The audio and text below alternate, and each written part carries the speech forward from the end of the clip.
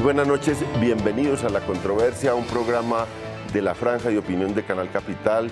Semanalmente analizamos los temas más candentes del país, de la ciudad, y esta noche tenemos, ya adivinarán los televidentes, tenemos un tema de la crisis del proceso de paz. Primero, un hecho insólito, un hecho especial, que un general de la República que nunca había estado ningún general en manos de las FARC, por primera vez un general es capturado por las FARC y es internado en las selvas con dos acompañantes, con una abogada del Ministerio también de Defensa y con un cabo del Ejército. Y a la vez hay dos prisioneros también, dos personas, dos soldados de la República en Arauca, en manos de las FARC. Esos son hechos muy fuertes que ocurrieron pues, el domingo pasado, en el caso del general, y antes los de los soldados. Y también esta semana pues, estuvo el ataque a Gorgona, que es una cosa que tampoco estaba dentro de las posibilidades. Nadie se imaginaba que pudiera haber un ataque a esta isla tan emblemática. Y hoy, después de que todo iba encauzado a que habría la liberación de los soldados y del general, pues ha habido varios incidentes. Las FARC denuncia una militarización y unas operaciones sobre la zona del Chocó donde se va a hacer la liberación. Y al mismo tiempo Timochenko hace una carta donde dice, bueno, aquí se incumplieron los acuerdos que teníamos con el gobierno, vamos a hacer las liberaciones. Afortunadamente no hay ninguna duda de que las liberaciones se van a dar por parte de Timochenko, pero a la vez dice, después de esto vamos a discutir las condiciones del proceso porque se han alterado las reglas del juego. El presidente unilateralmente suspendió las negociaciones por un hecho que ellos consideran de guerra, porque dicen, estamos negociando en medio del conflicto, estamos actuando aquí haciendo operaciones contra el ejército y el ejército contra nosotros, y eso debía no tocar el proceso, pero ahora lo tocó. Era un hecho que, bueno, aquí analizaremos si tenía otra salida el presidente Santos distinta a suspender y a obligar a las FARC a entregar al general, si habría otra salida. Lo que pasa y lo que ocurrió es que Timochenko dice que eso es una violación de los acuerdos y que hay que discutir ese tema después de que terminen las liberaciones. De manera que eso vamos a hablar hoy con personas muy conocedoras del tema, pero a la vez personas que tienen un protagonismo político o desde el lado del análisis hacen opiniones sobre estos temas. Tenemos a Aida Bella. Estábamos hablando acá, regresó después de 17 años de exilio, ya tiene las cifras más precisas, cuántos días, cuántos meses, pero 17 años fue por su partido, la Unión Patriótica, al cual le habían regresado la personería jurídica, fue designada candidata presidencial y luego participa en una fórmula con la doctora Clara López en la vicepresidencia. Hizo una campaña admirable, sacaron 2 millones de votos en primera vuelta, que fue un resultado pues, muy importante porque era el 15% de lo electoral. Ella pues, ha estado comprometida con este proceso de paz, regresó al país precisamente porque había ese ambiente y había ese proceso de paz. Muchas gracias, Aida, por acompañarnos. Gracias a ti por la invitación, pero además un saludo muy especial a todas las personas que están mirándonos al otro lado de la pantalla. Al senador Guillermo García Ralpe, que es senador del Partido Liberal. Ya hemos tenido aquí varios programas, muy interesado en este tema de la paz. Muchas gracias, senador, por acompañarnos. A usted, León, muy buenas noches, a todos los y las televidentes y a nuestros compañeros del panel. Con el general retirado Jairo Delgado, también ha estado varias veces, es un analista de los temas de seguridad, conoce pues como que fue de la fuerza pública y tuvo puestos muy importantes dentro de la fuerza pública. Luego se ha dedicado al análisis de estos temas de seguridad y seguramente nos dará luces sobre lo que vamos a hablar, sobre todo cómo sigue este proceso de paz y qué fue lo que motivó toda esta crisis. Muchas gracias, general, por acompañarnos. Muy amable por la invitación a los panelistas y a la amable teleaudiencia. Muchas gracias. Bueno, y tenemos a un autor, pues a un editor de un libro que lo vamos a Vamos a presentar hoy, por lo menos para que la gente vea su carátula, para que le interese, a Víctor de Currea Lugo, es profesor de la Universidad Javeriana, es especialista en temas internacionales, escribió una columna en El Espectador, normalmente columnas muy orientadas a ver conflictos en el mundo, recorrió el mundo y estuvo en cantidad de conflictos, conoce desde dentro conflictos distintos al colombiano y el colombiano nos aportará mucho y le vamos a dar la oportunidad también para que diga, este libro tiene estas características. Tiene unos segundos para hacer la presentación, Víctor. Bueno, pues si me tocó empezar con la publicidad, lo haremos. Se llama ¿Por qué negociar con el ELN? La tesis central es que un proceso solo con las FARC es un proceso incompleto. Hay que sumar todas las voces y todas las fuerzas políticas que se puedan a la construcción de paz. Y dentro de eso, 23 autores, incluyendo los detenidos del ELN que están en la cárcel de Bellavista. Trabajamos diferentes capítulos para plantear el problema de la agenda, el cómo negociar, el cómo incluir a la sociedad y en general las responsabilidades que hay en discutir el tema mineroenergético, el tema de las regiones, 5 voces de campesinos y creemos que puede servir como un insumo para cuando ojalá se abra además un proceso de paz, no solamente que continuemos en el de las FARC, sino que abramos una mesa como país a discutir los temas de paz con el Ejército de Liberación Nacional.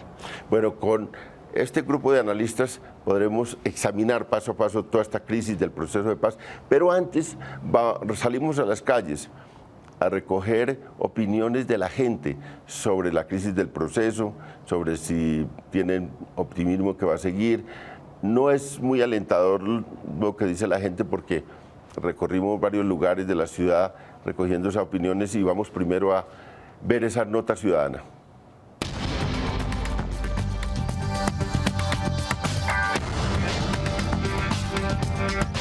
Las FARC no están dispuestas a hacer el proceso de paz.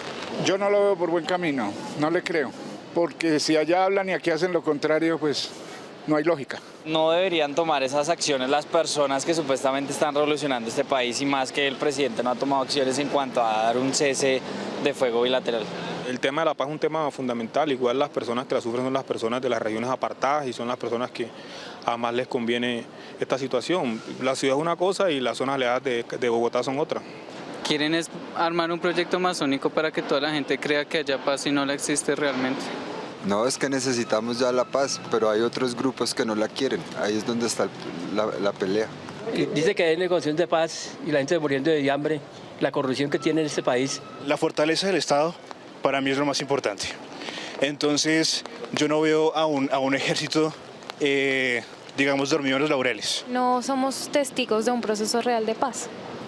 Un proceso real de paz lo siente la gente que vive en el campo. Pues siempre he pensado que la última instancia a solucionar algo es la violencia, que hablen es muy bueno.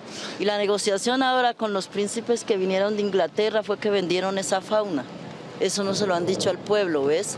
O sea que nos siguen siempre engañando, dan más subsidios, pero nos roban más en fauna, en agua, más impuestos. Bueno, siempre y cuando lleguen a acuerdos humanos, humanitarios. Tienen que hacerlo muy pronto porque está muy demorado. Pues estamos hablando de paz, ¿cómo nos van a venir aquí a secuestrar también a alguien de ese? Pero también hay algo que no se denota y es que si el colombiano es importante, el gobierno le para bolas. Si no lo es, pues todo queda igual.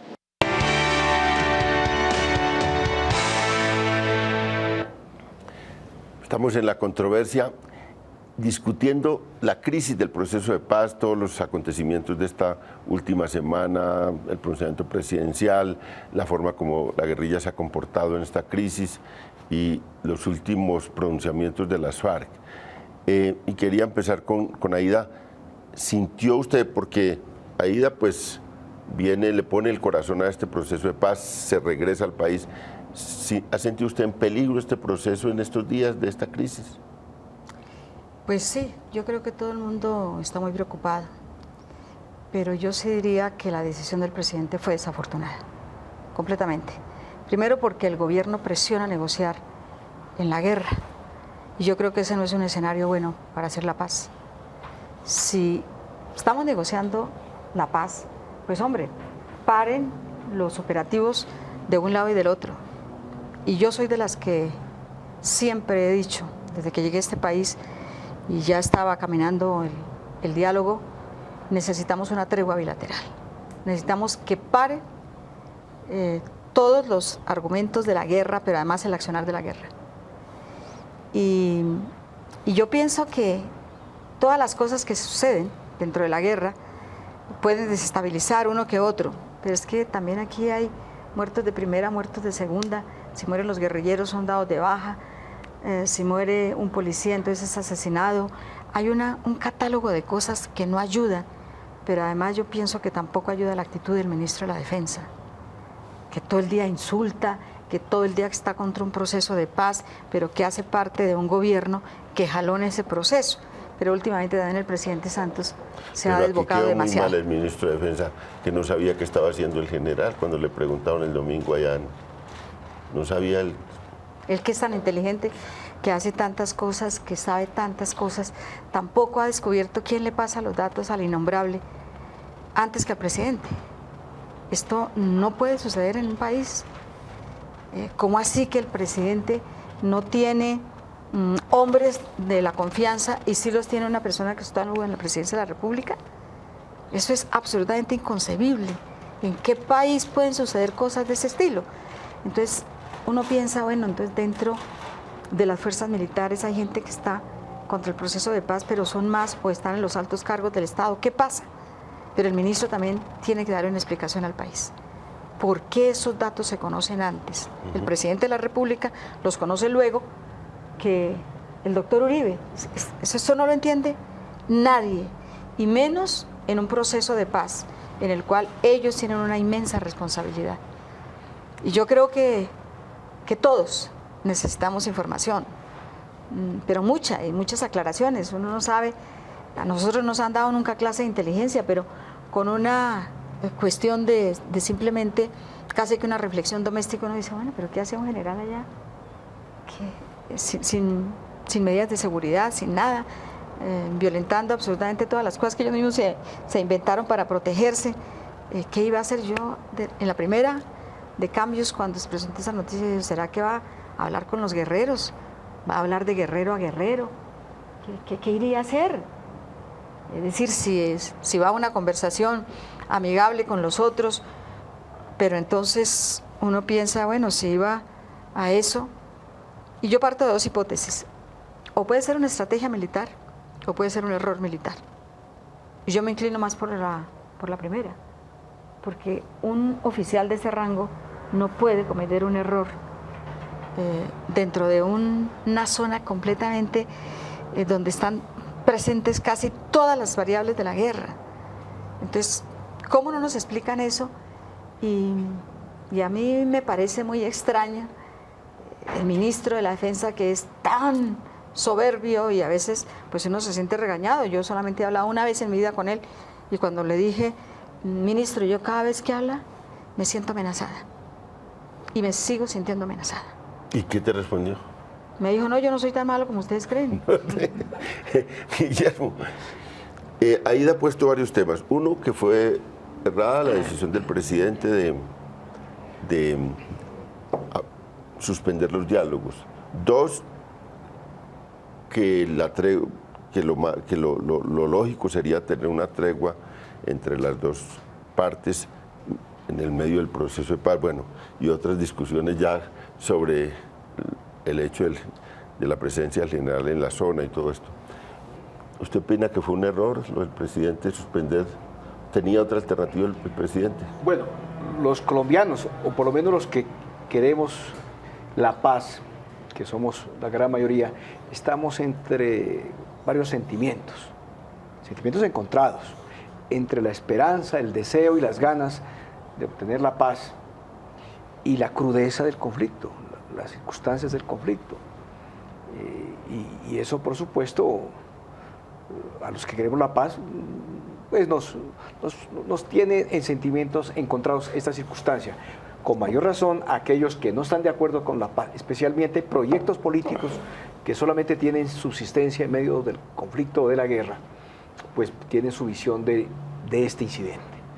Muy grave, muy delicado, pero nos hace entender que dialogar, a pesar de la incomprensión, en medio del conflicto, sin cese bilateral de fuego, tiene tiene su razón. Por supuesto, declarándonos adoloridos de los hechos de la confrontación. Pero si no hubiese sido así, este incidente del general, si hubiera habido cese bilateral de fuego, del fuego, yo creo que ya hubiera terminado con el proceso de paz. Porque es un incidente, en esas circunstancias, mucho más grave. Yo pienso que la flexibilidad de dialogar en medio del conflicto nos permite como asimilar este golpe contra el proceso, contra el país, contra la credibilidad de los colombianos. Y yo pienso que el presidente en eso tiene su razón, a pesar de la incomprensión, a pesar del sentimiento humano de todos los colombianos que rechazamos los actos de violencia.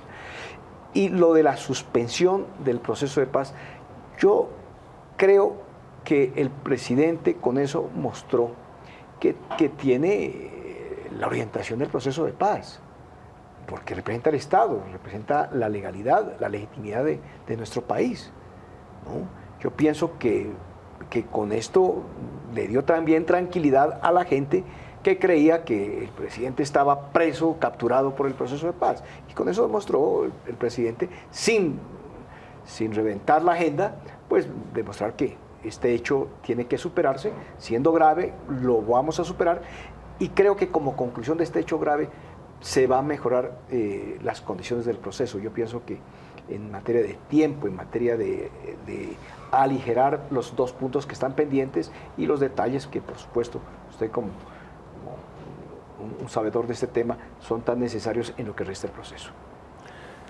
General Jairo Delgado, digamos, usted nos tiene que dar luces sobre qué estaba haciendo el general en esa zona. ¿Usted cómo interpreta la presencia del general en esa zona y, bueno, y el hecho doloroso de su retención por parte de las FARC?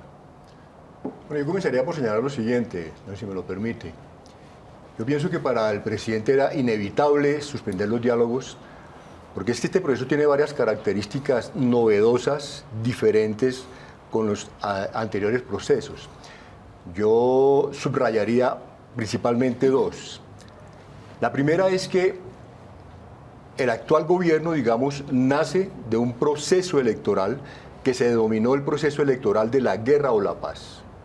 Ese proceso electoral dejó este segundo mandato. Exactamente. Ese proceso dejó una altísima polarización que no está resuelta. Esa es la primera característica. Entonces, hay una percepción, digamos, frente al proceso de paz dividida en el país, no desde ahora, sino desde el mismo proceso de elecciones comenzó a darse esa percepción dividida del proceso de elecciones.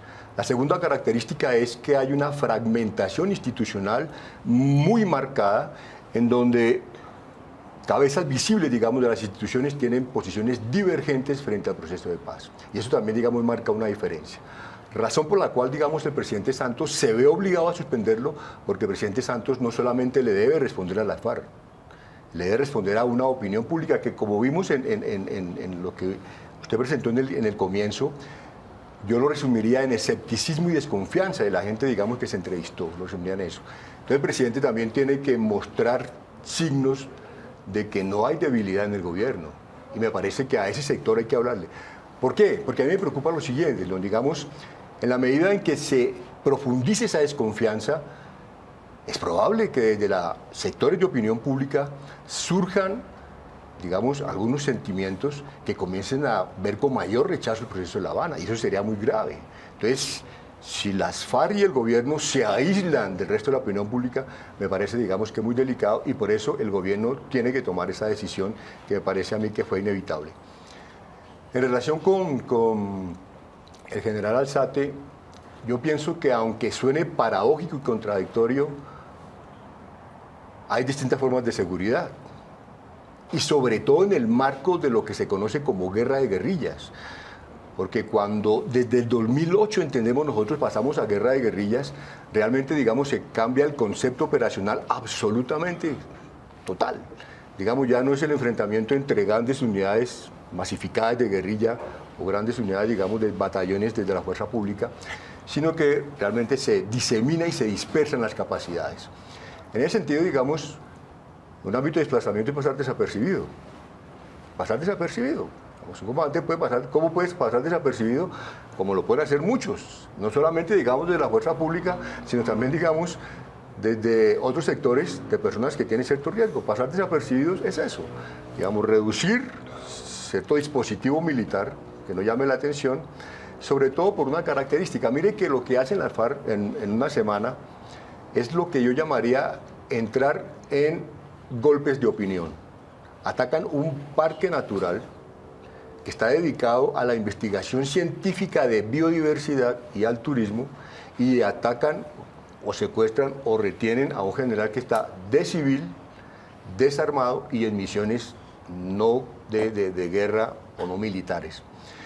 Yo pensaría, por lo tanto, que el general pudo haber considerado que para el tipo de actividad que iba a cumplir, para no arriesgar la población civil frente al desplazamiento de un dispositivo muy fuerte que lo protegiera, optó, digamos, por reducir su nivel, que es una maniobra militar y policial, digamos, reconocida, aunque sea esporádica, pero si usted puede reducir su perfil para pasar desapercibido.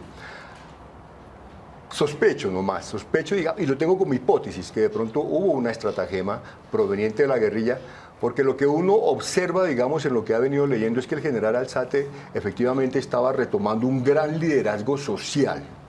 Digamos, se estaba acercando de manera distinta a las comunidades, no solamente desde el ámbito, digamos, de la confrontación militar, sino aproximándose a entender e interpretar una serie de dificultades y problemas sociales que tiene esta región tan abandonada del país. Y me parece que ese liderazgo social, porque él parece que reiteradamente iba al malecón ya de civil y se hizo muy conocido de los pescadores del malecón, me parece que esto fue el riesgo que asumió. Me parece que ahí ese es el riesgo que asume y que obviamente, pues él, pienso yo, va a explicarlo por qué lo dio, pero me parece que él salió a atender dentro de la estrategia que se tiene, que se conoce como la Agenda Integral Chocó 2038, pienso que tuvo que haber salido a hacer algún tipo de coordinación, porque los testimonios preliminares que uno observa es que realmente él llegó como a cumplir realmente ese tipo de citas. Y me parece que las FARC pudieron utilizarlo como una estratagema y aprovecharlo con un elemental, digamos, resultado, y es retenerlo o secuestrarlo sin el uso de la violencia. Víctor, usted que conoce todos estos conflictos internacionales, aquí se ha planteado ese debate sobre negociar en medio del conflicto o negociar en medio de una tregua bilateral, que es lo que han venido pidiendo las FARC, y no solo las FARC, muchos sectores de opinión, y que el presidente se ha mantenido en que no hay posibilidades de establecer una tregua. ¿Hay otras alternativas distintas a una tregua o solo? ¿Y cómo ve eso? A ver, fundamentalmente las treguas en el mundo son un mecanismo, no son un fin en sí. Y una tregua puede servir para ahondar la guerra o para ahondar la paz. En eso no hay que ser dogmáticos. Es decir, por ejemplo, el caso del Sahara Occidental, están en tregua desde el año 1991, pero esa tregua no ha servido para avanzar en la solución del conflicto. En otras experiencias internacionales ha habido procesos de negociación sin que necesariamente se den treguas, o hay acuerdos parciales sobre determinadas regiones o determinadas actividades que permiten. ¿Cuál es el objetivo de la tregua? Yo creo que hay dos sentidos fundamentales. El uno, aumentar la confianza entre las partes de la confrontación armada. ¿Cómo aumentamos la confianza? Y dos, ¿cómo disminuimos el número de víctimas de la población civil?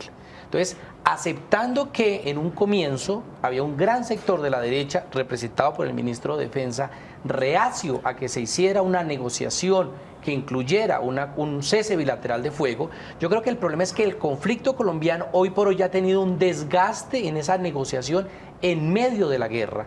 Y lo que la gente está pidiendo, y recojo lo que planteaba Aida, es la necesidad de plantear una tregua bilateral en dos sentidos. Uno, recuperar la necesidad de fortalecer la confianza entre las partes del conflicto, y dos, disminuir el número de víctimas. Entonces, esas dos tareas que cumple la tregua es fundamental.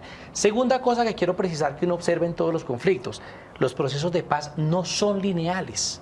Entonces, aquí creemos que van a disminuir el número de muertos de una manera aritmética, entonces de 20 pasamos a 18, pasado mañana entonces a 16 y luego a 14, y eso es mentira. En ningún proceso de paz se han dado procesos lineales. Eso es pesimista, no, es realista. Nos vamos a ver enfrentados a nuevas coyunturas igual de graves o más graves. Y ahí es donde yo pienso que el presidente Santos se equivocó, porque una vez uno se levanta de la mesa y suspende el diálogo, entonces ¿qué va a hacer la próxima vez? ¿Cerrar el proceso de diálogo? Entonces yo creo que haya habido un grave problema. Y otra cosa importante es que yo creo que hay que desalzatizar, si me permiten la palabra, el proceso de paz. Esta semana sin duda vamos a estar concentrados en el debate del general, pero entendamos que ese es el precio que paga el país y las élites por plantear una negociación en medio de la guerra. Entonces, independientemente de los detalles técnicos de si retención, si era una cosa civil, si era una labor de inteligencia, independientemente de esos detalles, es el precio que paga la fuerza pública por asumir una confrontación o una negociación en medio de la confrontación. Lo que sí, y con esto no me quiero volver vocero de las FARC, tiene razón Timochenko, no se puede hacer unas reglas de juego y a la primera de cambio levantarse de la mesa. Las FARC pudo haber hecho lo mismo cuando murió Cano, o las FARC puede haber hecho lo mismo en otros contextos. Entonces yo creo que también hay que desapasionar el conflicto, porque algunos sectores de Colombia siguen insistiendo en lo que el general muy bien decía, y es una gran polarización del país, donde lo que hace un sector lo vemos de una manera, pero lo que se hace en otro sector se sataniza o se santifica, valga la palabra. Entonces, en los conflictos internacionales y en otras guerras lo que uno observa es que son complejos muy tortuosos, y la construcción de la confianza puede nacer de una tregua bilateral. Vamos a hacer una pausa y después venimos a discutir, porque aquí ya vemos, dos de los panelistas plantean que fue acertado lo hecho por el presidente Santos, otros dos dicen que eso puede tener sus grandes problemas. De manera que vamos a continuar en este debate, hagamos una pausa.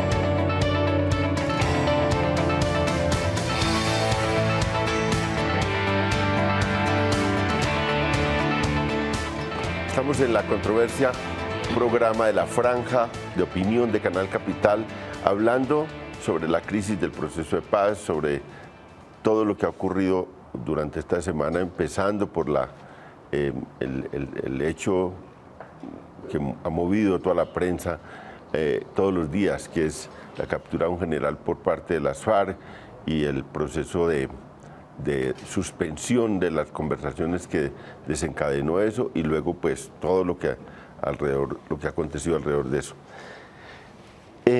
¿Usted es optimista de la solución, Aida, digamos, de este tema? Hay algunas teorías que dicen que el proceso va a salir fortalecido si se maneja bien, se está manejando bien. Esas son las inquietudes a futuro. Entiendo que mañana hay la liberación de los 2 soldados, lo cual sería un primer momento como de alivio de estos hechos, y que está en curso la posibilidad de la liberación del general en los próximos días. ¿Es optimista sobre esto? ¿Cómo ve que puede impactar las negociaciones esto? La carta de Timochenko va a prolongar más el proceso, va a someter a un debate muy largo en La Habana otra vez, y a parar la negociación de los puntos que estábamos. Bueno, yo siempre he sido muy optimista frente al proceso, e incluso con los tropiezos que ha tenido. Yo creo que los colombianos todos estamos esperando una solución distinta, diferente, y llegar a la paz. Y llegar a la paz, esto no va a ser un camino de rosas. Y como el profesor Correa lo decía, pues vamos a encontrar muchas dificultades y muchas cosas a lo mejor complicadas. Pero yo sí creo que el gobierno tiene que cumplir lo que pacta. Es decir, si está pactado, no pararnos de la mesa, pase lo que pase. Es no pararnos de la mesa, pase lo que pase. Y eso realmente es lo que no se ha cumplido. Y es la cuestión que nosotros pensamos que no ayuda en estos momentos. Pero segundo, también es el tratamiento que digamos de vocabulario, de las cosas que se dicen. Tenemos que empezar a manejar otro léxico, es el léxico de la paz. Yo sí algo aprendí en el grupo con el cual viajé a La Habana es la generosidad de las víctimas. Es que el discurso era casi unificado independientemente de quien fuera su victimario. Nosotros no queremos que nadie sufra lo que se ha sufrido en un conflicto de estos. No queremos que ninguna familia que no haya sido tocada la toque, no queremos eso. Queremos evitar mucho más dolor en este país. Y todos entendemos, especialmente las mujeres, que las mujeres tenemos otra condición. Somos las que damos la vida, somos las que lo defendemos. Queremos que en este país las condiciones cambien. Por eso necesitamos, por ejemplo, unas fuerzas militares para la paz, unos empresarios para la paz, una prensa para la paz, una opinión pública también, que esté dispuesta a aceptar que en un proceso de paz se van a producir muchos problemas, pero también esperamos que todos estos problemas alimenten la gran ilusión que tiene este pueblo. Y la gran ilusión se vio en los votos. Aquí puede estar polarizada la cuestión y la opinión pública, y aquí no hay opinión pública. A mí me parece que estos medios de comunicación lo único que hacen es permitir que los dueños de este país y los dueños de los medios sean los que hablen. ¿Y los otros qué? Y los otros no hablan. Aquí no hay libertad de prensa. La libertad de prensa es para los dueños y es para los factores incluso de la publicidad. Eso es muy preocupante, porque en un país de estos, pues definitivamente no solamente está trenzado, pero yo le digo una cosa general, la mayoría del pueblo colombiano votó por la paz. Y se votó por la paz porque hay muchos factores de la guerra que lastiman a toda la sociedad. Y la sociedad entera dijo, bueno, tenemos que escoger la opción entre la paz y la guerra, escogemos la paz. Y esa paz tiene que darse, porque entonces el presidente quedaría, yo creo que con un gran entusiasmo, que votamos incluso los sectores de izquierda. Nunca pensamos votar por el presidente Santos, pero con el ofrecimiento de la paz. Votamos por él solamente por el punto de la paz, porque en lo demás estamos en oposición. Nosotros no estamos de acuerdo con esa locomotora salvaje minera, no estamos de acuerdo en que regalen las regalías, no estamos de acuerdo con una cantidad de cosas que hacen estos gobiernos. Entonces suben los impuestos porque no son capaces de decirle a las transnacionales, déjenos la parte que nos corresponde de la riqueza, venga para acá, los sueldos de los notarios de 100 millones diarios. En Bogotá, un hombre se gana 100 millones mientras otro no tiene un pan. Es decir, nosotros estamos también previendo que la paz tiene que avanzar en la justicia social, porque no hay cosa más triste que una paz con hambre. Y ahí lo dijo uno de los ciudadanos, hombre, con hambre, paz en este país es muy difícil. Entonces esperamos también una clase empresarial que entienda. Y todos los que han tenido tantos privilegios en este país tienen que entender que los que no tienen nada hacen parte de este proceso de paz. Y esos que no tienen nada tienen la necesidad de ver el Estado que dice, señores, ustedes no han tenido nada, pero van a tener tierra, van a tener trabajo. Nadie pide limosna aquí, nadie pide que nos regalen las cosas. Senador, ¿usted vio la carta de Timochenko? Hoy, ¿qué opina sobre ellos? Unos apartes. Antes de hacer un comentario a eso, yo quiero destacar lo que Aida ha manifestado sobre el papel de las víctimas en el proceso de paz. Yo creo que el aporte de las víctimas en el proceso de paz ha sido enorme. Con una generosidad han manejado su comportamiento. Ver el abrazo de la víctima del atentado del Nogal, a la víctima y al guerrillero, dándose la paz. El concejal de Bogotá, hermano de Alfonso Cano, le dio la mano al presidente Santos, a pesar de que el presidente Santos dio la orden de proceder en el caso de Alfonso Cano. Y la actitud de Iván Cepeda, de Cristo, bueno, de Constanza Turbay, que le mataron toda la familia de la guerrilla. Sin embargo, promoviendo en su papel de víctima el proceso de paz. Yo pienso que le debemos mucho a las víctimas en este proceso de paz también. Sobre la carta de Timochenko, pues sí, es que a Timochenko lo conocemos es regañando, ¿no? El día que murió Manuel Marulanda, él hizo una proclama declarando la guerra pues eterna al Estado y al establecimiento, y de ahí el país lo viene conociendo un poco más. Ahora fue un regaño también, digamos que sin justificarlo. Dijo que pues, el presidente pateó el tablero. Él se ajusta a lo que acordaron en la agenda, ¿no? Al procedimiento, a los puntos, en fin. Digamos que hay que entender esa circunstancia. Pero más allá de las palabras de Timochenko están los hechos. Yo pienso que la guerrilla, pues sin valorar la historia de sus atropellos, de ninguna manera, por supuesto, yo creo que está ajustada a la agenda. sigue ajustada a la agenda. Hasta aquí, la guerrilla, ¿no? En las condiciones que se pactaron. Entonces, ese regalo de Timochenko, pues a veces nos preocupa a los que queremos la paz, pero realmente yo veo que están salvando la agenda, están ajustándose la agenda. General, Aida le planteó ahí varios debates con usted. No, yo pensaría, doctora Aida, digamos, uno de los primeros movimientos grandes por la paz es el 97, 10 millones de votos. Lo que uno tiene que entender es qué significa eso para la voluntad política de las FARC. ¿Eso ha conmovido a las FARC? Nosotros podemos votar aquí 40 millones de votos por la paz. ¿Será que eso conmueve y produce un impacto en las FARC? No creo, no creo. Y posterior a ese movimiento del 97 hay otros, hay muchos movimientos. Ahora, me parece un error, digamos, llevar la paz a un concepto abstracto. Sí, porque ahora absolutamente todo es a partir de la paz. Pero ¿qué es paz para un indígena? ¿Qué es paz para un afrodescendiente? ¿Qué es paz para un campesino? ¿Qué es paz para una mujer como usted tan emblemática que viene del exilio? Eso es lo que hay que preguntarnos. Entonces, cuando ya comenzamos a aterrizar la paz tiene unas características demasiado complejas que van mucho más allá del discurso abstracto que es político y que es válido. Yo diría que, y lo repito, en las elecciones pasadas, lo que se dio fueron 2 visiones de la paz. 2 visiones de la paz.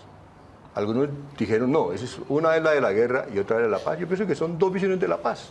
Y en esas 2 visiones de la paz, digamos, hay que verlas de manera constructiva e incluyente. En la medida en que yo desprecie un sector de la población que tiene una visión de la paz y lo enmarque, digamos, como un sector guerrerista, me parece que produce una grave exclusión. Y entonces, ¿cómo construimos la paz? El otro aspecto que me parece interesante es que Pablo Catatumbo y el presidente Santos prácticamente que califican esta crisis. Ellos la califican de impasse. Si Pablo Catatumbo y el presidente Santos la califican de impasse es porque está resuelto. Porque está resuelto. Ahora, si lo que dice Timochenko, que el presidente pateó el tablero de ajedrez y hay que volver nuevamente a mirar cuáles son los, digamos, los elementos mínimos para continuar, pues habría varias reflexiones. Me parece a mí que las líneas rojas o desaparecieron o hay que volverlas a definir. Pero a mí me parece que líneas rojas ya no hay. Mataron 2 indígenas desarmados. Se comprobó que estaban indígenas menores reclutados por las FARC. Después de que Pablo Atrato, un muchacho afrodescendiente de las FARC, fue a Cuba a decir, las FARC no tienen ni como objetivo prioritario ni como objetivo secundario a la población civil. Y a las 48 horas matan 2 indígenas. Esa incoherencia es la que la opinión pública no entiende, no entiende. Y eso es lo que afecta, digamos, la confianza, que es lo que la doctora Aida, digamos, ha tratado de construir en este momento, le entiendo, digamos, de construir un ambiente de confianza y de credibilidad que me parece que está bastante deteriorado. Me parece, por lo tanto, digamos, que Timochenko pues tiene que endurecer su discurso, obvio, ¿no?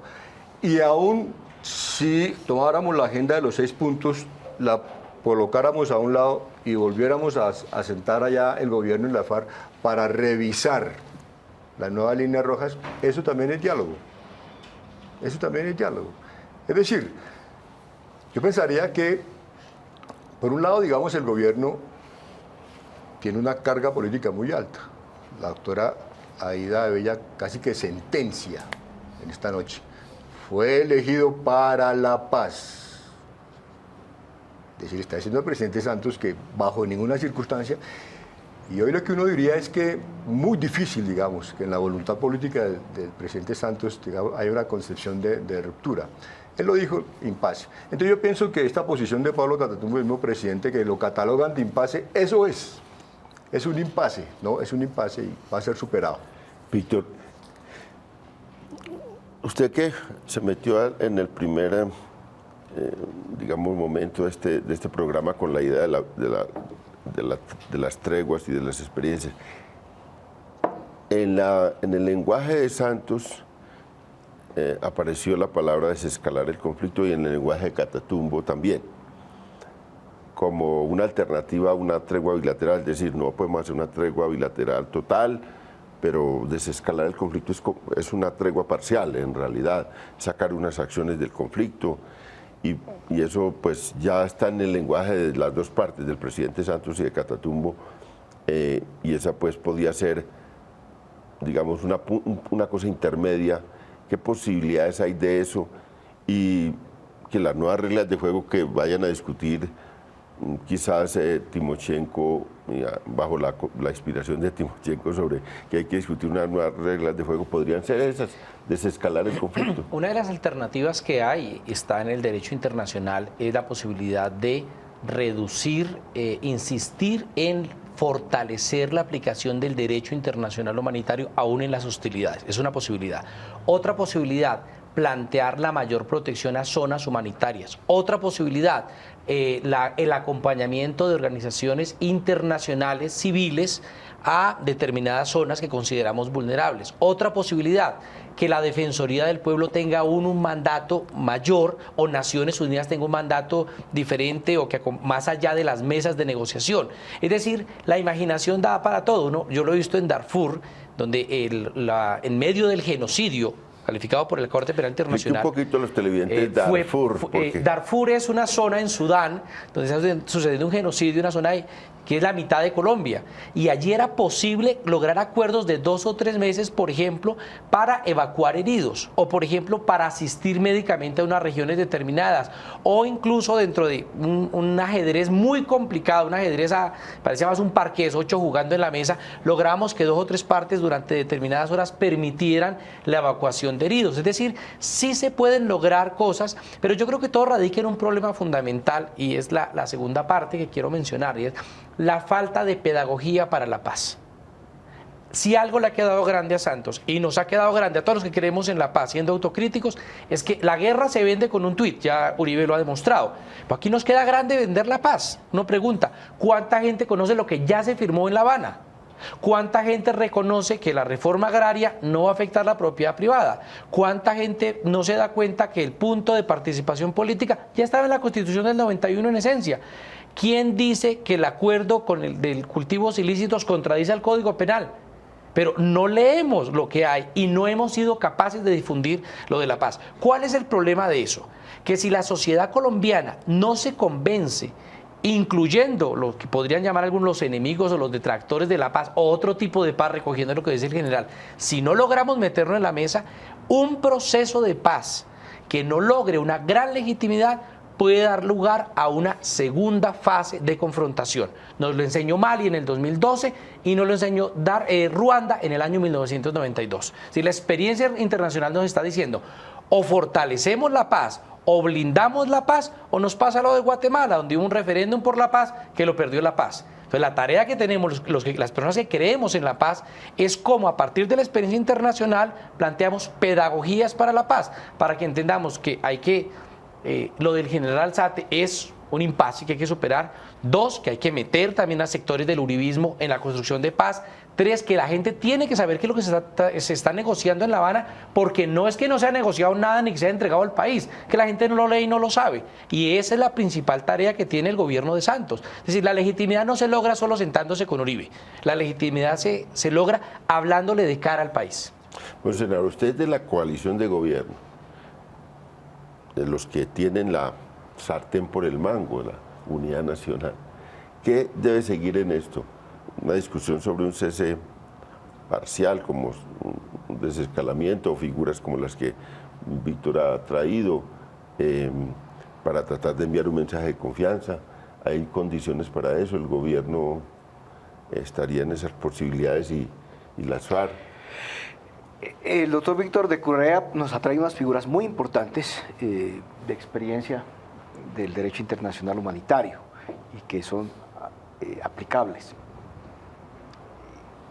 Lastimosamente los colombianos estamos ya como contando los meses, pues un par de años y los meses que esperamos que el proceso de paz termine con el acuerdo de cese al conflicto. Cese definitivo del conflicto. Entonces, no sé si esos mecanismos son para aplazar la terminación del proceso de paz, que tiene que terminar bien. Eso lo esperamos todos. Yo pienso que lo más aplicable en este momento es el desescalamiento. Yo creo que más los hechos que aplicar mecanismos que son válidos, pero que digamos que serían aplicables en esos conflictos de largo aliento. Nosotros hoy, los colombianos, estamos entendiendo que el año 2015 debe ser el año de la paz, ¿no? Y yo pienso que el instrumento pues urgente, el instrumento más válido, inmediato, es el desescalamiento, para que el país abrace todo con credibilidad el proceso de paz y no tengamos digamos, el hastío de todos los colombianos por cada hecho de violencia que se presenta en Colombia en medio de la negociación, en medio del conflicto. Estamos terminando ya el programa. Aida, ¿usted qué fórmula le apunta para que disminuyan las acciones y se pueda avanzar, sabiendo que pues ha sido muy radical el gobierno en que no acepta un cese bilateral total de hostilidades como antesala del acuerdo de paz? Sí. Yo pienso que también la experiencia internacional nos ha demostrado que es más fácil negociar en medio de la paz que en medio de la guerra. Muy pocos conflictos. Entiendo que un tramo de la negociación en El Salvador estuvo en medio de la guerra, pero luego se dieron cuenta e inmediatamente corrigieron. Y yo creo que, según dice la prensa, se pensaba que la insurgencia iba a hacer una tregua ahora en la Navidad y todo eso. Yo le pediría al ejército que cuando la insurgencia está en tregua, por favor respeten la tregua. Porque lo que se ha visto también, y además el proceso de Irlanda, si nos miramos el proceso de Irlanda, el IRA decretó una tregua unilateral y nunca el gobierno británico, jamás el ejército británico rompió la tregua con ese IRA que estaba en ese momento en una tregua. Entonces yo sí creo el tiempo, Aida, que vamos a construir entre todos la paz.